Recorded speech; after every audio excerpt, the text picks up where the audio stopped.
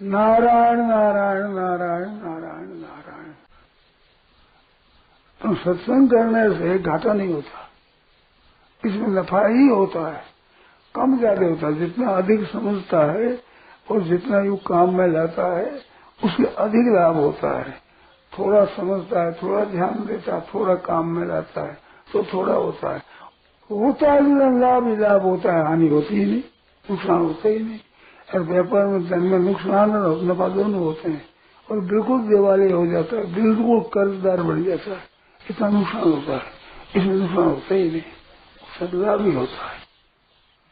ये बात है कि नहीं बताओ भाई। सत्संग करने से जो वृत्तियां शांत होती है, दुख संताप चिंता मिटती है, वो पदार्थों के मिलने पर वैसी चिंता नहीं मिटती है। वस्तु की चीज खरीद कर लिया है, परंतु वस्तु के अभाव से दुख होता है। उस दुख में वस्तुओं का लोभ कारण है, वस्तुओं का भाव कारण नहीं है। तो वो लोभ सत्संग के द्वारा मिटता है। अभाव हमारे पास कई चीजों का अभाव है पर दुख नहीं है। अगर इच्छा है वो चीज नहीं मिले तो दुख होता है, तो दुख तो इच्छा से होता है, पदार्थ का अभाव से थोड़ी होता है। ये बात समझ में आती है कि नहीं? समझ आती है ना? तो सत्संग का चमत्कार है ये। नया आदमी नहीं समझता। सत्संग ज्यादा की वो जितना जल्दी समझता है उतना नया आदमी जल्दी नहीं समझता। ये बिल्कुल एकदम सत्संग का चमत्कार है। आदमी कितनी आंख खोलते बहुत ही चेत हो जाता है, नहीं तो बेहोशी दे देता है। हमारे को तो ऐसा दिखता है भाई, आप लोग जानो, हमें तो पुस्तकें पढ़ते हैं, आपस में विचार करते हैं तो बहुत ज्ञान होता है। अपने को अपने अनुभव होता है नहीं, प्रमाण देने से इतना संतोष नहीं होता।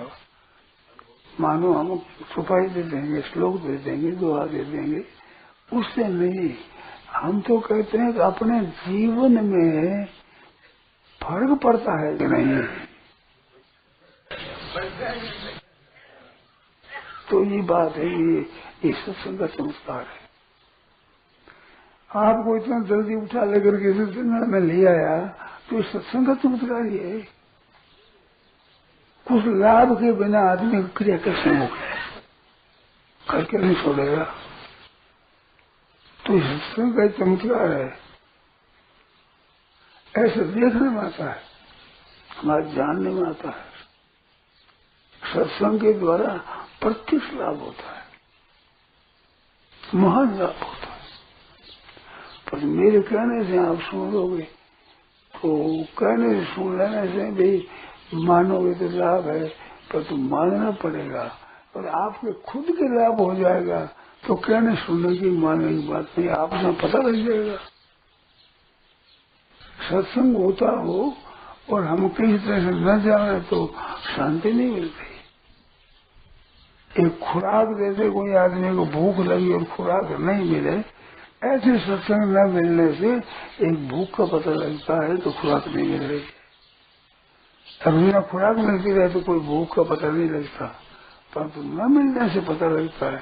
ऐसे सत्संग करने से आपको क्या चमत्कार होता है, ये सत्संग करते हुए इतना पता नहीं लगता। मैं सत्संग कहीं हो रहा है आप जान नहीं सको और आपका रंग लगा है तो आपको पता लगेगा कि सत्संग क्या होता है। मेरे मन में ऐसी बातें कहने पर भी संतोष नहीं हो रहा है। आप लोग ये बात ठीक मानते हो कि नहीं इसका पता नहीं है। अनुभव है इस बात, तो इसमें बहुत विलक्षण होता है, जीवन बदल जाता है। वो जीवन पद मिलने से, मिनिस्टर बनने से, धन मिलने से, जमीन जायदाद मिलने से वो फर्क नहीं पड़ रहा, बाहर का फर्क पड़ जाता है। पैसा होता तो सहूलियत होती है, हर एक चीज ले आते हैं, खरीद लेते हैं, ये बात हो जाती है। आदमी कोई हमारे हो तो हमारा काम धंधा कर देंगे, उतना हमारी सहूलियत हो जाएगी।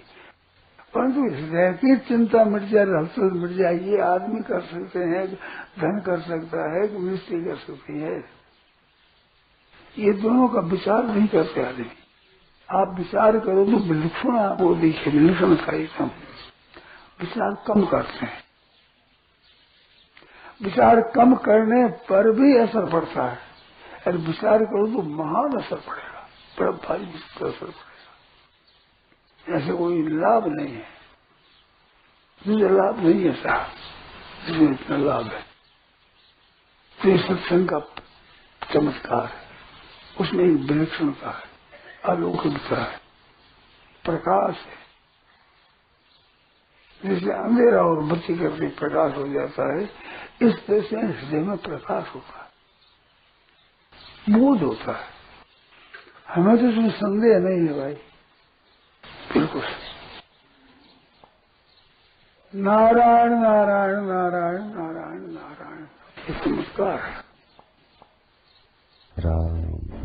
यह प्रवचन परम श्रद्धेय स्वामी जी श्री राम सुखदास जी महाराज द्वारा श्रावण कृष्ण सप्तमी विक्रम संवत 2047 श्री कृष्ण संवत 5216 तदनुसार दिनांक 14 जुलाई 1990 को प्रातः नित्य स्तुति के बाद बीना कर पर हुआ।